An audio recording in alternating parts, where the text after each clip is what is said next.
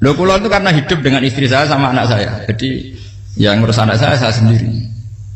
Jarang kula ngurus dalam jarang. Ya, memang saya punya standar pakai kitab-kitab kados hikam. Saya ini merasa hidup di dunia itu sendiri. Sampeyan tak warai la Allah kana kotar. Imam yang ngarang hikam itu punya resep supaya kamu seneng terus. Liyakil lama tafrahu bihi, mesti yakil lama tahzanu bihi.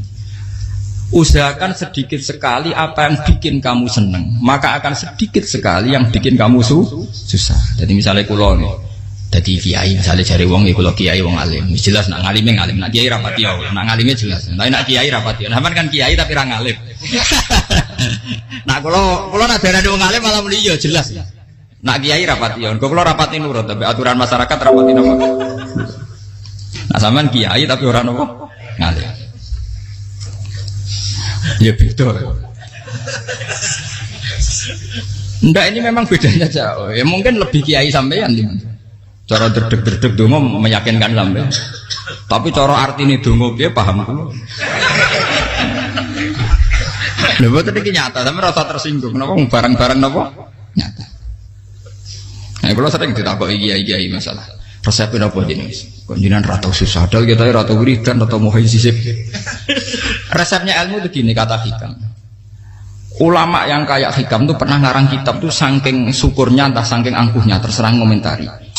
Kamu harus yakin bahwa di sisa hidup Anda itu tidak akan maksiat lagi. Sehingga kalau kamu ditakdir maksiat, anggap saja akhiru maksiatin kudirat alika. Anggap itu yang Siapa yang menganggap mohal bahwa dia tidak akan dosa sampai mati, berarti menganggap Tuhan itu lemah. Karena cara berpikir kita kan bayangkan hidup itu 40 tahun lagi. Misalnya saya sekarang umur 40, bayangkan urip kadang 4 tahun meneh. Sampean misalnya umur selawe, bayangkan selawe tahun meneh. Sehingga menganggap dalam durasi selawe tahun kok orang maksiat kan mohal. Apalagi sampai sudah tahu maksiat itu bakatem, paham? Ya maksiat ya kelas-kelasan, nak bikin pacaran. Nak wong iso omah yo nakal, nak sing setengah soleh ya berbau proposal ya sesuai kontaknya dhewe-dhewe. Itu kan urusan masing-masing. Ya itu kan urusan masing. Moe wakisabu ala wa, ngono ora ono sing roh moe wakisabu. Ala. Rombongan wali songo, mbok kangen wali songo, mbok golek selisih wawahu napa? Alam. Sing roh pangeran piyam. Mbok kangen wali, mbok golek selisih margin. Niku pokoke wawahu napa? Ya itu kan urusan jenengan mbek pangeran, mboten urusan kula. Tapi tetap saya sebagai ulama mengingatkan, niat itu ditoto. Begini, ulama dulu tuh ngitung hidup itu hanya 2 menit 2 detik. Sehingga dia ya gampang saja. Kayak Kanjeng Nabi itu, ya Rasulullah kenapa tidak menyediakan makan untuk besok? Loh, saya itu tidak yakin kalau hidup saya sampai besok. Ya sudah begitu cara, ya sudah tenang saja. Kalau sampean kan bayangkan hidup 4 tahun lagi, 5 tahun lagi, sehingga arah mangan ya wedi tenan. Padahal bolak-balik zaman cilik arah mangan tetap aja wedi. Jadi cara berpikir Nabi itu begitu. Begitu juga cara pikir sahabat, cara pikir ulama-ulama yang waras itu begitu. Loh, saya itu pernah melarat di Jogja, zaman pertama merantau. Itu kalau nanti saya bilang, Gus kok tidak punya beras, tapi apa yakin nak sesuk urip Pak? Kowe buta mangan sesuk, anak sesuk ijek napa? Urip. Cara berpikir ulama itu begitu. Sehingga melihat maksiat juga gitu. Alhamdulillah aku ijek urip. 1 detik, 2 detik, 2 menit. Sehingga hidup. Dan itu sudah cukup untuk lafadzkan la ilaha illallah. Makanya kata yang ngarang hikam, betapa murahnya Allah. Surga itu hanya bisa dibeli dengan 2 menit. Karena surga itu senilai la ilaha illallah. Miftahul jannah la ilaha illallah. Itu cukup 1 menit. Berarti surga itu regane mau 1 menit. Dan karena dia nganggap hidup itu 1 menit ke depan, la ilaha illallah, ya sudah. Dia ngitungnya hidup itu per menit. Kalau sampean kan enggak, per 10 tahun, per 20 tahun. Sehingga kriminal betul, cara pandang sampean itu kriminal betul. Sehingga bayang kudu di duwe, kudu di bojo, nak kiai kudu di pengaruh. Lah kalau saya enggak. Saya meskipun tidak sehebat itu, tapi mewarisi keilmuan mereka. Jadi misalnya saya jadi ulama, itu bayang dong, di santri mau sitok. Islam pokoknya ke Ahmadiyah ya gitu saja. Ya pokoknya ya sudah gitu. Orang bayang santri sing kelambinan takwa khusyuk salam tempel demen gelo, demen apa? Lo tanyakan santri-santri saya itu mungkin belum pernah nyuruh istri saya bikin kopi. Bisa dihitung.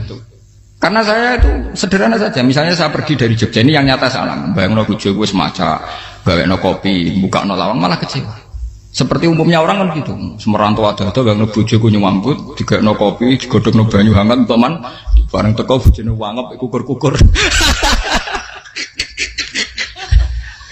Karena tarifnya dia ideal, maka mudah kecewa kalau itu tidak terjadi.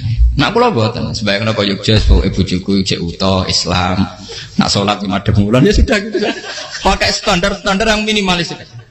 Saya dari rumah bangun sampai ngaji ya, pokoknya melek, terus ya sudah nak sholat demadem napa, mulanya sudah gitu. Andai kan saya pakai standar maksimal, maka akan mudah kecewa. Rasulullah juga begitu. Rasulullah itu ngadepi Sayyidah Aisyah, itu ya begitu, ngadepi Hasan Husain. Sehingga tidak ada cerita Nabi mudah kecewa, betul. Karena Nabi bayangkan anak istrinya itu ya minimalis sekali, urusan dunia loh maksudnya minimalis sekali. Misalnya Nabi pagi-pagi tanya, ya Aisyah apa ada sarapan? Enggak ya Rasulullah, ya idzan asumu kan itu saya puasa. Kalau sampean usul-usul ora digekno kopi wong wedok apa? Itu kan repot. Muni-muni itibak sunnah Rasul tapi enggak pernah sampean mendekati sunnah napa?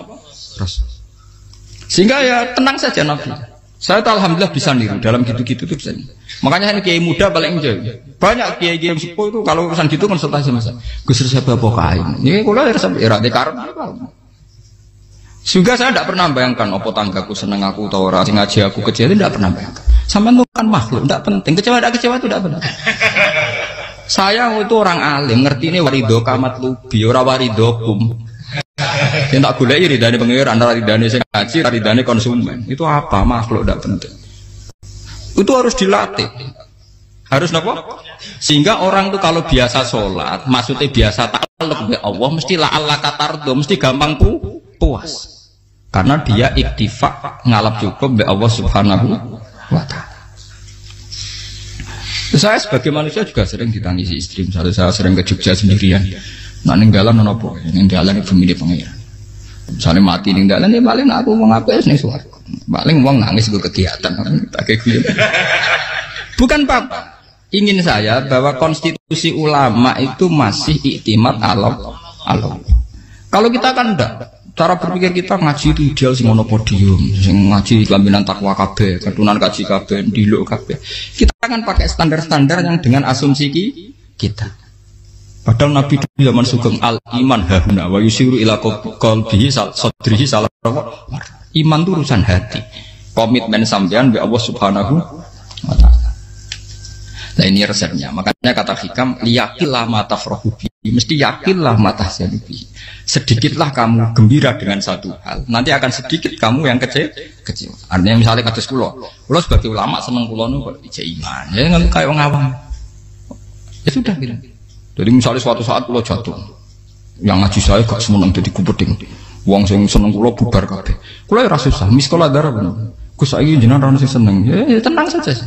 Sing ora seneng ya makhluk ora jelas. Dan status mereka tetap layaduru walayang. Ini harus dilatih. Sehingga Nabi itu ya meskipun beliau itu perang, sahabatnya meninggal ya tenang saja. Nabi cara berpikir yang meninggal mereka mati syahid, yang masih hidup dianggap berpotensi melakukan kebaikan. Sama tak warai resep-resep dari Rasulullah Shallallahu Alaihi Wasallam.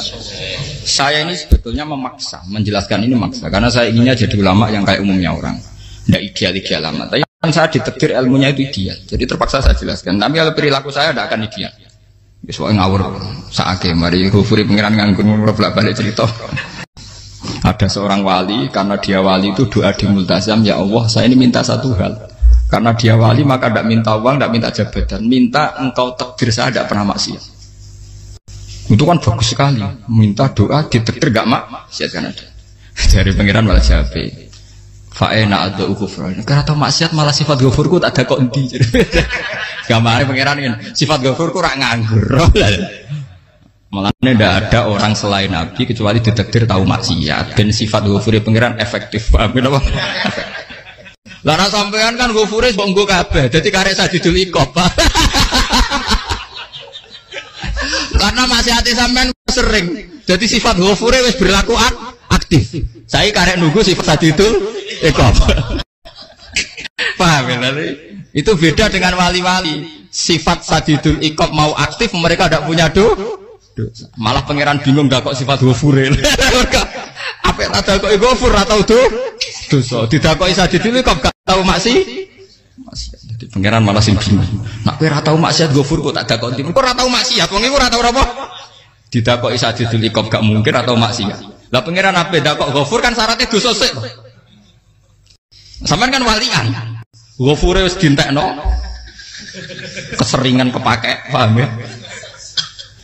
Karek nopo? Karek Sajidul ikom. Ya itu memang standar Tuhan. Semua Quran itu kalau menyeritakan gitu. Nabi ibadi anni anal ghafurur rahim. Kaulaku ceritani aku ghafurur rahim. Tapi yo ceritani wa anna adabi wal adabul alim. Jadi Nabi ibadi anni anal ghafurur rahim wa anna adabi wal adabul alim. Kalau Nabi Ibrahim, Nabi Muhammad inna rabbaka lasariul iqab. Pangeran cepat nyiksane. Tapi wa innahu laghafurur. Jadi dua sifat ini pasti aktif. Dan tentu ulama itu senang sifat ghafur itu ya meskipun aktif, tapi mereka tidak pernah ngambil fasilitas sifat nopo. Kula baleni malih. Sehingga kayak Sayyidina Umar radhiyallahu anhu ketika beliau pertama jadi khalifah, ini cerita di kitab Hayati Sahabat. Pertama dia jadi khalifah, orang mengira dia akan ngomong hal-hal yang besar, visi besar tentang negara, visi besar tentang izzatil Islam wal muslim.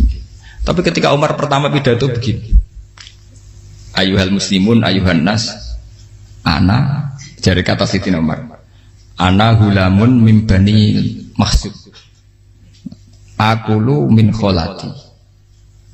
Saya ini pemuda dari Bani Makhzum. Kecil saya bisa makan karena bulik-bulik saya punya kebun kurma yang kalau saya memanen diopahi beberapa biji, dan itu menjadi kuti wahayati, menjadi saya bisa hidup. Terus wassalamualaikum warahmatullahi wabarakatuh. Orang itu penasaran semua. Orang jadi khalifah pertama dibenem jadi Amirul Mukminin, pidatonya ngenang masa kecilnya ra kelar mangan, kelare mangan mergo buruh bulike, paham ya? Ngondoh kurma terus dikai tamarotin, beberapa kurma sing dadekno iso. Dan itu saya pakai sampai ketemu Allah Subhanahu wa taala, saya pakai. Misalnya sekarang saya mulya, misalnya kalau dibilang mulya ya ana sing nyucup, ana sing husnudzon, ana sing hormat, macam-macam sawangane. Itu bodoh sekali kalau saya menikmati itu, bodoh sekali. Paling banter nikmati dicucup, dihormati itu apa? Tapi kalau nikmatnya bisa makan saat itu tuh nyawa.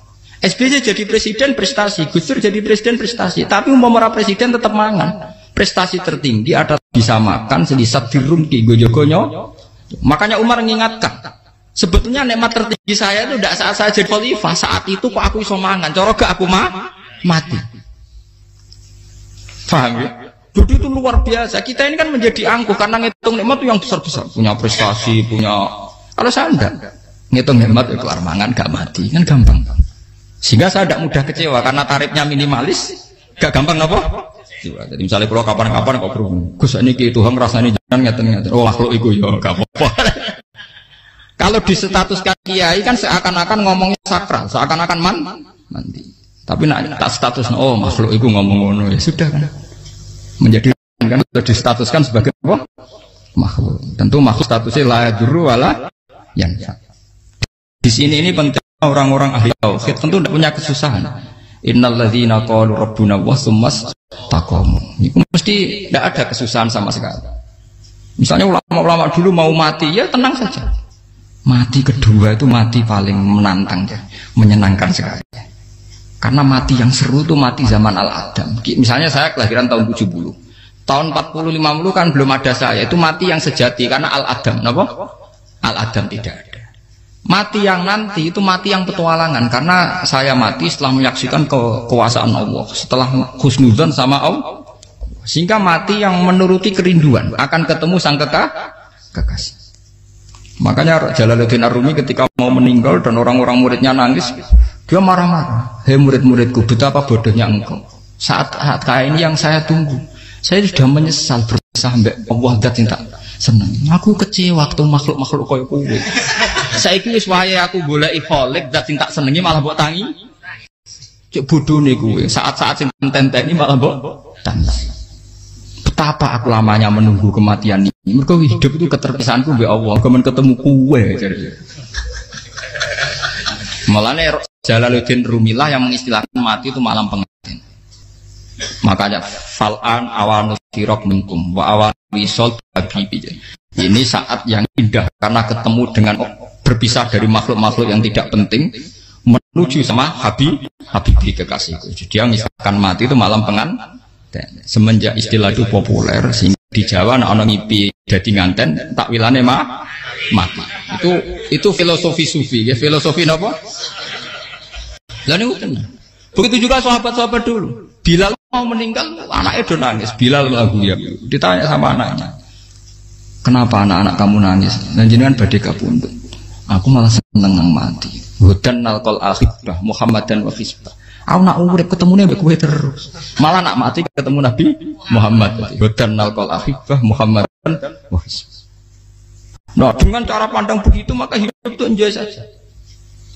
Ya saya sebenarnya keberatan pakai kelas ini, keberatan karena saya harus ngulang sampean-sampean itu. Ya makanya potensi kayak saya tentu mengurangi jadwal ketemu. Makanya saya mohon kalau tidak penting itu jangan sungkan. Anggap saja itu bagian dari hormat saya. Ya minimal sampai anak misalnya di dua saya ketahui gue jajan pentolan enam lopo mau kesuwan bareng malah repot. Gue ganggu uang anak peleleran pak.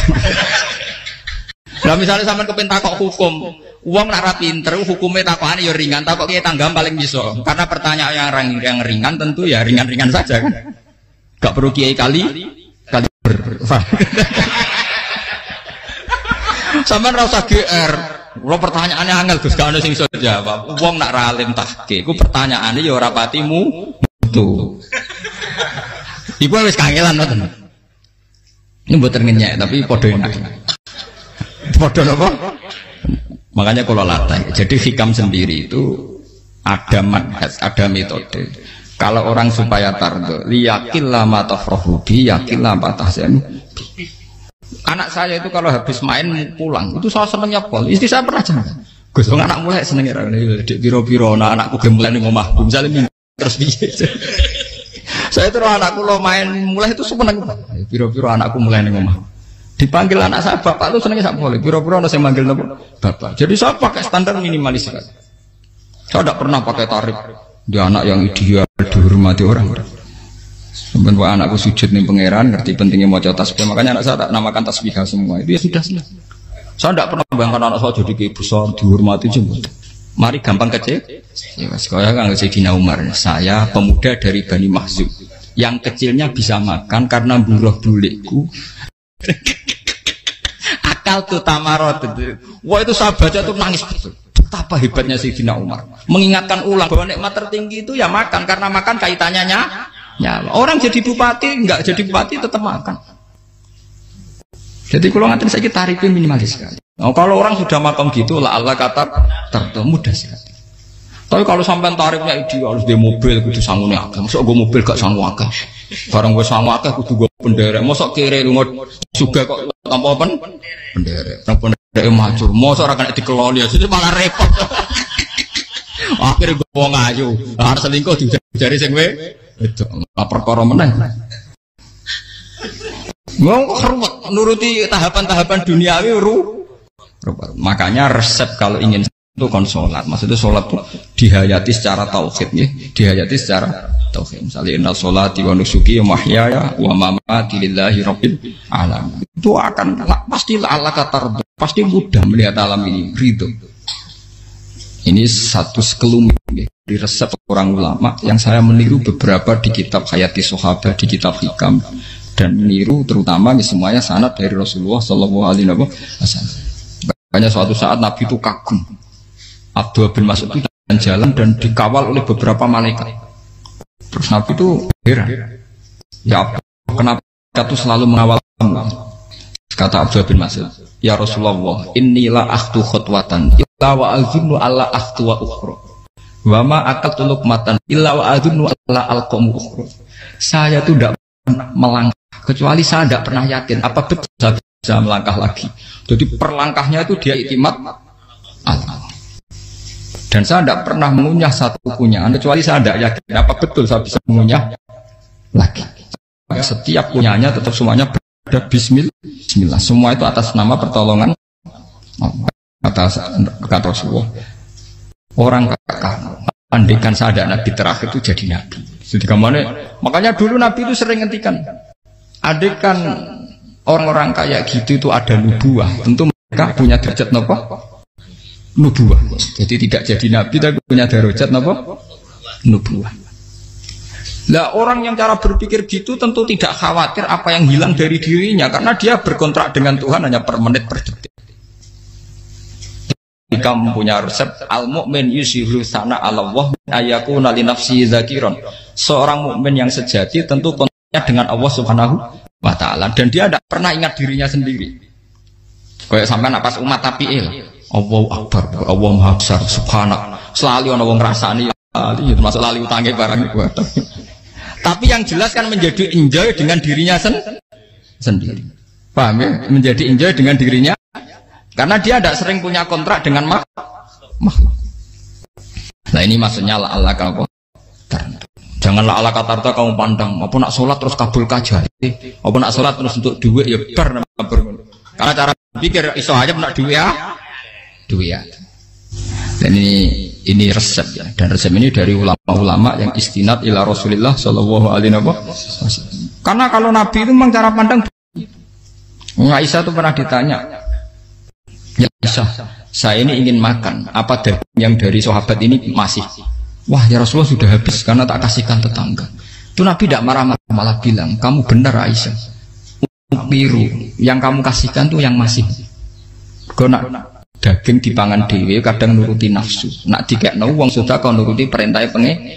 Jadi Kanjeng Nabi beneran Aisyah dagingnya ijek, mau kalau nanti yang malah ijek, sing bogo sudah kau malah sing ijek. Cara berpikir Nabi itu begitu. Tapi tahu-tahu disederhanakan sunnah Nabi ya serbanan. Lah itu kan ya memang itu bagian dari sunnah Nabi, tapi sunnah seharga 10.000. Paham ya? Ya monggo mawon sampean sunnah Nabi serbanan gitu, tapi itu sunnah yang bisa dibeli dengan murah. Hakikatnya sunnah Nabi itu rata-rata bentuknya perilaku, napa? Sampean delok dawuh Aisyah tengene tibak berjanji, kana khuluquhul Qur'an wa shimatuhul ghufran yansahu lil insan wa yafsahu fil ihsan wa ya'fu 'anil dzambi idza kana fi haqqihi wa sababi. Kana khuluquhul Qur'an, Nabi ku akhlak dasare wis kaya Quran plek. Urusane akhlak. Wasimatuhul ghufron, ciri utama sifatnya Nabi gampang nyepuro. Yansahu lil insan, dan Nabi punya niat baik pada seluruh manusia. Wa yafsahu fil ihsan, sering melakukan ihsan. Dan sunnah Nabi ngoten kan luwih sering kula Quran wis hafal mulang. Wasimatuhul ghufron kula gampang nyepuro, sampeyan ngaji angop ora tau tamu. Yansahu lil insan, kula bedina nate tiyang mulang.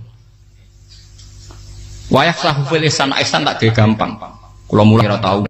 Itu sakmene kudu podium, kudu wong dilo ya ora. Pokoke anggere ke Ahmadiyah ya madhep mulon ya sudah. Loh itu kan dawuh Aisyah ketika ditanya, "Kaifa kana khuluqu Rasulillah?" Dan itu semua dijawab oleh ahwal, oleh sebuah perilaku. Ndak ada Aisyah jawab nganggo atribut. Oh Nabi itu jubahan serbanan, tidak ada itu. Memang itu sunnah ya, aku itu sunnah kan, jangan salah paham ya. Tapi itu sunnah yang tidak dijawab oleh Aisyah. Sunnah yang sampean jawab sendiri, paham? Aisyah yang istrinya Rasulullah ketika ditanya kaifa kana khuluqu Rasulillah, beliau jawab kana khuluquhul Qur'an wa simatuhul ghufran yansahu lil insan wa yafsahu fil ihsan. Semuanya akhwal wa ya'fu 'anil dzambi idza kana fi haqqihi wa sababi wa idza dia haqqu wa lam yakun li ahadi marra'ahu badihatan haba wa idza ta'ahul miskinu ajaba yaqulul haqqa walau kana murra wa la yutmiru lil muslimin hisaw wala. Semuanya itu akhwal, satu perilaku sosial. Saya mengakui kalau serbanan sunat, ya saya ngakui. Tapi sunnah wis karena saya mewakili yang akhwal tadi, yang apa? Lah mungkin untuk sampeyan, monggo kalau untuk ngisi sunnah. Tapi mbok ya adil itu. Ini bukan kritik mboten nggih. Yang meyakini serban sunat kan sudah banyak dan itu bagus. Tapi cobalah juga meyakini ahwalu Rasulillah. Makanya man sanna sunnatan itu rata-rata ulama maknani siapa yang ikut sunnahnya Nabi. Rata-rata ulama nafsir ahwalu Rasulillah wa af'alu, perilaku sosial Rasul. Makanya terusannya wa idza ja'ahul miskinu ajabah. Kalau dipanggil orang miskin ya datang. Ya maksudnya ada harus orang miskin manggil pas resepsi kawin boten. Misalnya ana wong melarat kuwi di sepeda motor, wong melarate yo ngeturun puskesmas ya mbok terno. Wong melarat loro yo nukono misale apa minyak kayu putih mbok tekani. Ora kok ngerti-ngerti mbok musan walimatul urus sing wajib piye. Payah. Lho lan Padahal miskin aja pe ora ana hadise urusan walimatul Islam mboten. Kalau orang miskin manggil ya. Dalam riwayat hadis ya Nabi sering dipanggil orang miskin. Ya Rasulullah, mbok datang ke rumahku, ada apa? Terus ya Nabi, saya tuh ingin rumahku sing elek jenengan nate salat teng mriku. Ya Nabi datang ya salat aja ya ora jaman. Fi ayyi makanin aradta an usolliya fi. Kamu di tempat mana kamu seneng salat teng mriki ya Rasulullah. Ya Nabi salat. Sing ngundang ya waras pisan. Kenangan mbek Nabi kok mae dienggo salat Nabi. Ampean tahu tanggung kiai kon salat. Kon mromosekno anakmu iku paham. Kiai dongakno ke kersane ketampi PNS. Padahal kiai ini dhewe anake ra PNS. Kalau dulu kan sahabat ngundang Nabi itu ya gitu. Ya Rasulullah, saya itu ingin sekali engkau sholat di rumahku. Fa'atakhidahu musollan. Kemudian tempat yang pernah engkau sholati mau tak pakai musola pribadi. Makanya masjid kiblat itu rumahnya sahabat. Karena dulu Nabi pernah sholat di satu tempat. Adalah ono perintah tahlilul kiblat itu di rumahnya sahabat. Itu sahabat dulu itu kalau ngaturin Nabi itu kenanya ingin Nabi pernah sholat di situ. Nah, ilmu ngeten ini mentek. Ya untungnya enten kula. Dadi ono sing eling-eling ya, Bang. Teman-teman kudu syukur ya. Artinya syukur ya. Orang kayak saya itu tidak usah sampean dikte-dikte ngikuti hukum adat. Kalau ngoten sampean gelo mergo kula ora iso teko, kula ya gelo perkarane ulama kok mbok atur. Makanya saya sering guyon cerita saya itu kalau di pasar Pandangan dulu tuh anyaran boyong sering di pasar ditanya sama Gus wong alim kok di pasar. Piye? Aneh tuh. Ya aneh kuwi. Aneh piye? Bodohnya wong alim. Kadang masyarakat tuh tidak sadar keanehan dirinya sendiri. Mereka enak saja merasa kalau orang alim ke pasar itu aneh. Mereka tidak sadar orang bodohnya wong alim ya aneh. Enak saja mereka mikir sepi. Faham ini supaya sampean Allah kan apa tar. Makanya untuk Rasulullah, Nabi itu sering ngendikan ana tamu hormati. Tapi etika mertamu di Rasulullah itu walakin idza du'aitum. Mertamu Nabi itu nunggu ditimbali. Walakin idza du'itum du'iya mabni majhul. Ketika kamu ditimbali fat. Jadi ya ayyuhalladzina amanu la tadkhulu buyutan nabiyyi illa ayyudzana lakum. Jadi untuk sowan Nabi itu nunggu dipang. Meskipun sahabat tuh rindu Nabi, tidak berani sowan ke dalamnya Nabi. Kalau ingin ketemu Nabi di barengno pas sholat jamaah, karena Nabi pasti keluar di